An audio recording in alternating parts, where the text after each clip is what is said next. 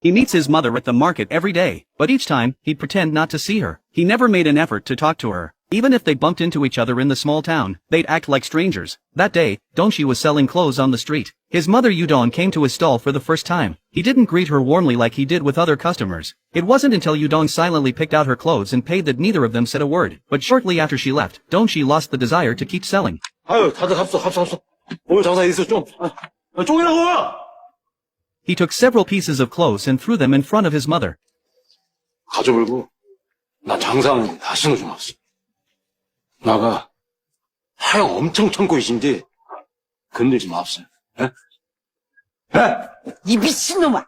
어디서 소리를 질렀으니? 너 나아준 어멍한테 어디서?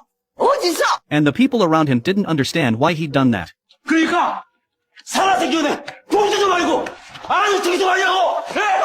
To understand what led to this situation, we need to go back to Dongshi's childhood, when Dongshi was a teenager. His father and sister both died at sea. Later his mother decided to take him and remarry another man in the town. On their way to her new husband's house, Yudong told her son that he should start calling her aunt. Young Dongshi refused to change how he addressed her. He didn't understand why his mother suddenly didn't want to recognize him as her son. But when Yudong heard this, she slapped him more than 20 times. Even with blood dripping from the corner of his mouth, he still didn't want his mother to remarry. He cried, saying he could drop out of school, that he could work to support the family. But Yudong kept walking, indifferent to his pleas. During those years living with his stepfather, he is bullied by his stepfather's two sons almost every day. They called him a useless parasite. Even though Yudong saw him being bullied, but she always turned a blind eye. He showed her the scars on his body, but all he got in response was cold silence. When Dongshi was 18, he stole jewelry from his stepfather's house. He wanted to take his mother away from here, but his mother didn't leave with him, and his mother said he was a bad guy born to be a thief. That's when resentment took root in Dongshi's heart. He cut ties with his mother completely. After 30 years of living elsewhere, he returned to his hometown, but he didn't go out of his way to find his mother. In fact, he didn't even want to acknowledge Yudong as his mother. He was convinced that he had no family left in this world. Now, Yudong was old. A few years after Dongshi ran away from home, her second husband died of illness. Then, her two stepsons kicked her out of the house.